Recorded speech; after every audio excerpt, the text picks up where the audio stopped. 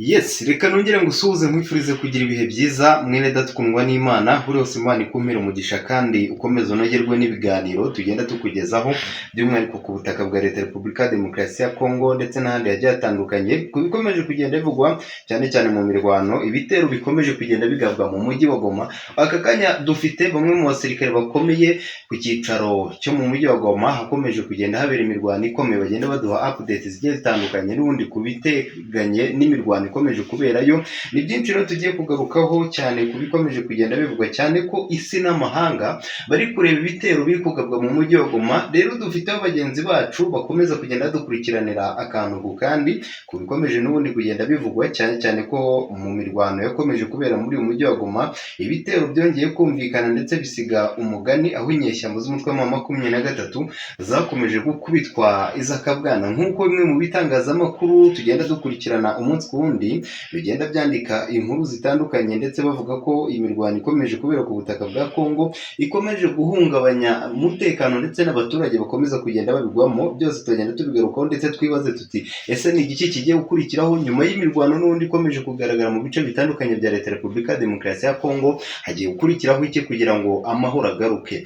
Benshi bavuga ko iby'agahenge gasa n'akatewe ishoti ndetse benshi bavuga ko intambara ikomeje kugaragara ku butaka bwa Leta Repubulika ya Demokarasi ya Kongo ibangamiye by'umwihariko abanyekongo ndetse si n'amahanga bongeye guhaguruka bamagana ibi bitero, dore ko ingabo za FARDC, ingabo za FDNB n'abafatanyabikorwa babo bamaze kuzenguruka umujyi wa Goma. Bakoze ikintu kimeze nk'uruziga cyemeza ko umujyi wa Goma ugomba kujya mu maboko y'ingabo za FARDC.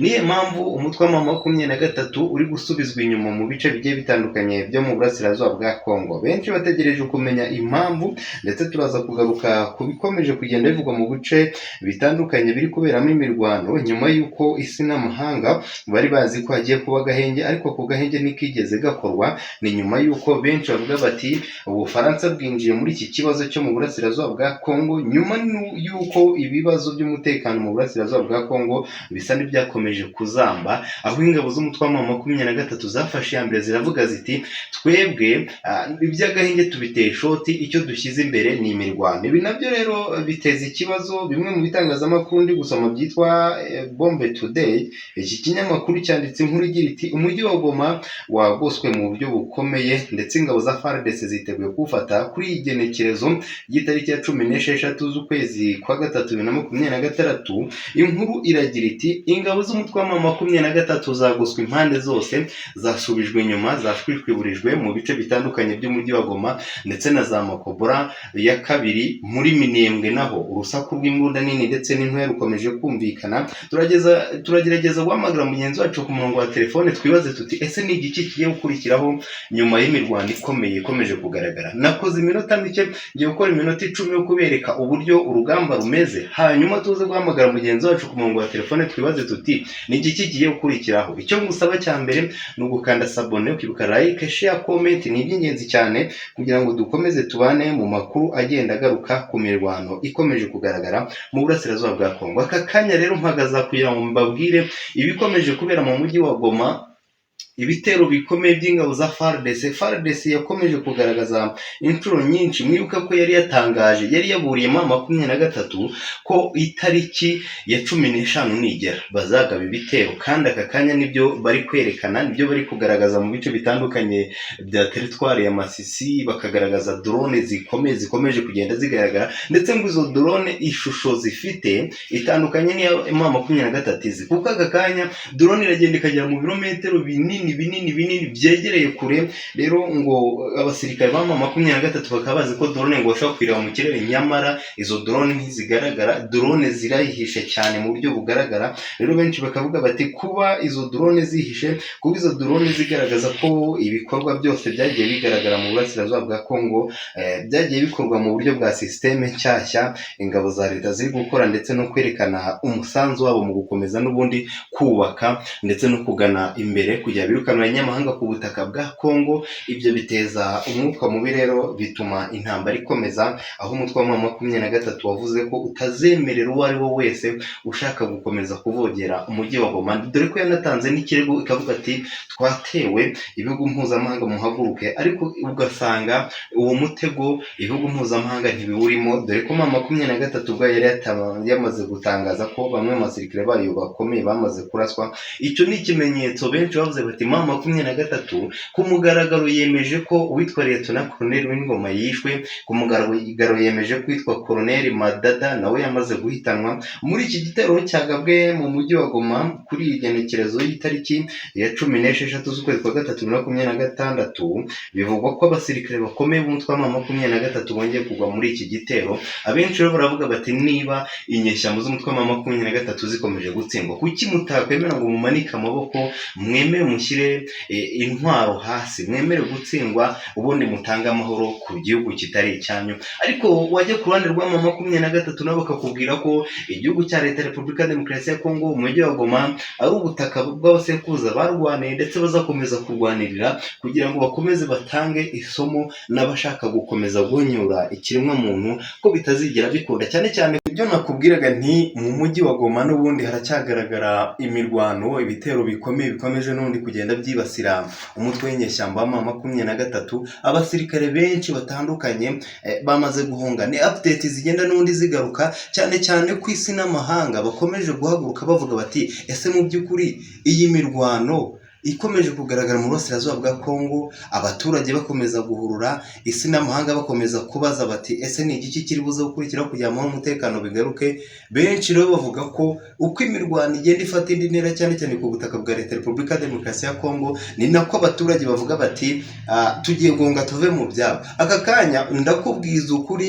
turageza guhamagara mugenzi wacu ku murongo wa telefone, yatubwiye inkuru ikomeye cyane ko umujyi wa Goma bamwe namwe batangiye guhunga, icyitwa Wazalendo, icyitwa ingabo za FDNB, icyitwa ingabo za Tanzania, icyitwa ingabo za Afurika y'Epfo, icyitwa abacancuro bo muri Blackwater, bose binjiye mu mujyi wa Goma bafite target yo gufata uyu mujyi byanga bikunze, nk'ikimenyetso simusiga kigaragaza ko bari muri gahunda yo gushaka kwigarurira ibice by'ingenzi bikikije uyu mujyi wa Goma.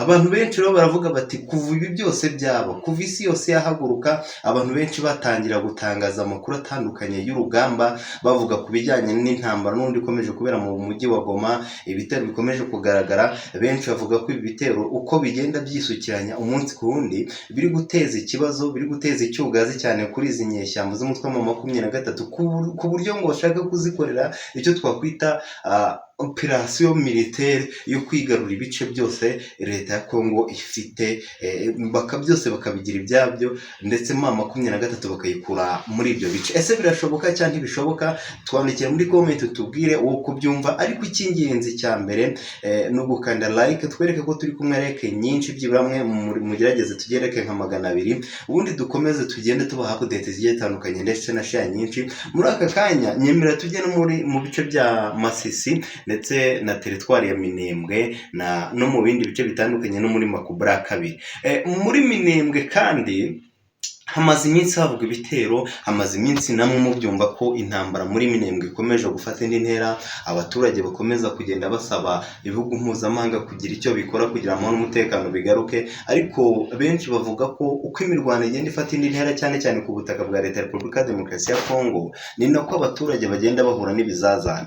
Kuko aka kanya harabarurwa abaturage bagera muri 47 bamaze kugwa mu mirwano yabaye kuri igenekerezo y'itariki ya 16 z'ukwezi kwa gatatu 2026. Haravugwa abasirikare 4 ba M23 baguye ku rugamba, ndetse aka kanya ikinyamakuru mpuzamahanga RFI cyamaze gusohora raporo ya RFI n'ubundi igaragaza uburyo urugamba rwifashe. Bafite abanyamakuru bakomeye nk'uko natwe dufite abanyamakuru mu mujyi wa Goma ndetse n'ahandi, bagaragaza uko urugamba rwifashe. Aka kanya ndabona banditse inkuru igira iti umutwe nyeshyamba wa M23 wongeye kugabwaho ibitero muri Minembwe, ndetse abasirikare 14 ku ruhande rw'umutwe wa M23 bahasize ubuzima, dore ko uyu mutwe wa M23 ufashwa na Twirwaneho, ndetse ngo bakubiswe izakabwana nyuma y'uko isi n'amahanga bari basabye M23 na Twirwaneho kubahiriza agahenge, ariko bakaza kukarengaho. Muri aka kanya rero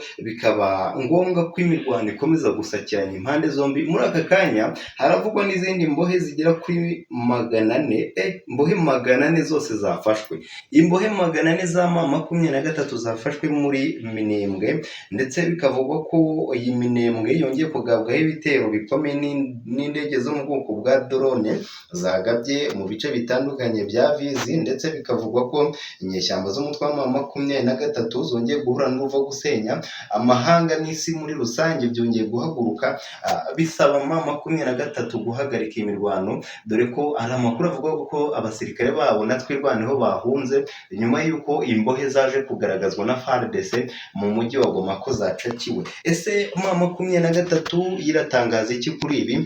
Reka njye kuri iri tangazo rya Oscar Barinda. Oscar Barinda ku ruhande rw'inyeshyamba z'umutwe wa M23 yagize icyo atangaza ku rubuga rwe rwa X, ati turashaka guharanira uburenganzira bwacu, turashaka kugaragaza imbaraga, kandi turabizi neza ko umutwe wa M23 uri gutsindwa, kandi turabyemeza 100% ko turi gusubira inyuma kuri urugamba, ariko ntibivuze ko tudakomeza guhatana tujya imbere. Dufite gahunda yo gutsinda abasirikare ba FARDC n'abafatanyabikorwa babo uko bakomeje gukoresha ibitero bya drone muri Minembwe, ndetse bakica abasirikare bacu. Ibi yabitangaje nyuma y'uko n'ubundi FARDC Patrick Muyaya nawe atace hirya no hino yavuze ko biteguye kwangiza ibirindiro bya M23 biri hose kugira ngo ive ku butaka bwa Kongo, dore ko bayishinja kurenga ku gahenge. Ese mu by'ukuri ibikomeje kuba ku butaka bwa Leta Repubulika Demokarasi ya Kongo ndetse no kurenga ku gahenge ni igiki kiri buze gukurikiraho kugira ngo amahoro n'umutekano bigaruke? Isi n'amahanga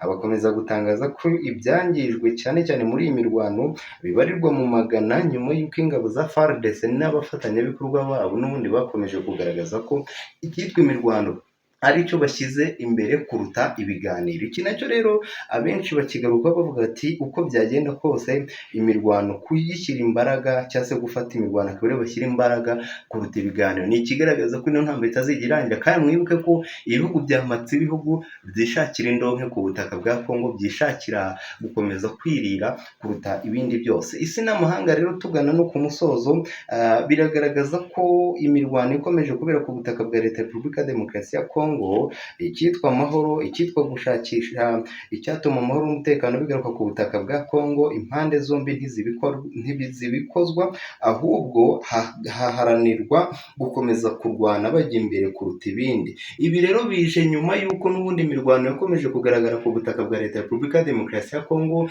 ibihugu mpuzamahanga byose bihaguruka byamagana imirwano, ariko imirwano igasa naho ikomeje gufata indi ntera kuruta ibindi. Ibi biragaragaza ko mu burasirazuba bwa Leta Repubulika Demokarasi ya Kongo icyitwa imirwano aricyo gishyizwe imbere kurusha ibindi. Isi n'amahanga rero bose bahagurukire kwamagana iyi mirwano, ariko ntizigire ihagarara nk'uko Patrick Muyaya bivuze, ati twebwe dufite gahunda yo gufata umujyi wa Goma nyuma yo gufata imbohe zigera kuri 400 n'abandi basirikare ba M23 bamaze gucakirwa na FARDC, abandi bakishyikiriza FARDC. Ni ikimenyetso kigaragaza ko umutwe wa M23 ndetse n'abafatanyabikorwa babo barimo Twirwaneho, ndetse bose bivugwa ko aba bose bamaze kuba bakwishyikiriza ingabo za FARDC, bigaragaza ko bari gutsindwa urugamba mu buryo bwemewe, ndetse abenshi bavuga ko ibi bintu bishobora kuzarangira bibaye bibi kurushaho. Isi n'amahanga rero bemeza ko imirwano ikomeje kugaragara ku butaka bwa Leta Repubulika Demokarasi ya Kongo ibangamiye abaturage, cyane ko bamaze guhunga ibihumbi n'ibihumbi berekeza mu bice bitarimo imirwano, ndetse muri aka kanya umujyi wa Goma niwo wugarijwe nk'uko ibinyamakuru bitandukanye bigarukaho. Muri update zacu zikurikira turaza guhamagara mugenzi wacu ku murongo wa telefone tumubaze tuti ese byifashe bite, ni igiki kigiye gukurikiraho mu nkuru ya mu gitondo. Ndabarikira gukurikirana update akantu ku kandi mu babambire ku nkuru turaza kubagezaho. Ubwo ndibuze guhamagara mugenzi wanjye ku murongo wa telefone ku rugamba, aho amasasa ari kumvikana urusaku rw'impunzi, imbunda nini ndetse n'intoya, aho zigaragaza ko imirwano ku butaka bwa Kongo yongeye gufata indi ntera. Isi n'amahanga bongeye guhaguruka cyane ko ibihugu ibihugu byose hafi ya byose biri gufasha FARDC mu kurwanya umutwe witwaje intwaro wa M23, turagenda tubigaruka mu buryo burambuye. Rero ndagushimira ngusaba sabone, nyaboneka like nyinshi ndazikeneye kugira ngo twereke ko turi kumwe, ubundi tubane gatanu ku kandi. Nyagasani akomeza abambera umugisha. Turaza kugaruka mu bice bitandukanye n'ubundi by'umujyi wa Goma n'ahandi hongeye kumvikana ibikomeye cyane kuri uru rugamba, aho imbohe z'umutwe wa M23 n'undi zikomeje gufatwa, ndetse isi n'amahanga batangiye guhaguruka bavuga bati se ni igiki cyakorwa kugira ngo amahoro n'umutekano bigaruke? Ese M23 nyuma yo gutangaza urupfu rw'abayobozi bayo bakomeye, ni igiki kigiye gukurikiraho? Ibitero bikomeje kumvikana mu mujyi wa Goma se birasiga iki? Ibyo byose muragenda mubikurikirana mu zindi update zaba zigezweho mu minota iri imbere. Ndabashimiye kandi mbasabira imigisha ku Mana mwe tubana umunsi ku wundi. Nyagasani akomeza abampera umugisha.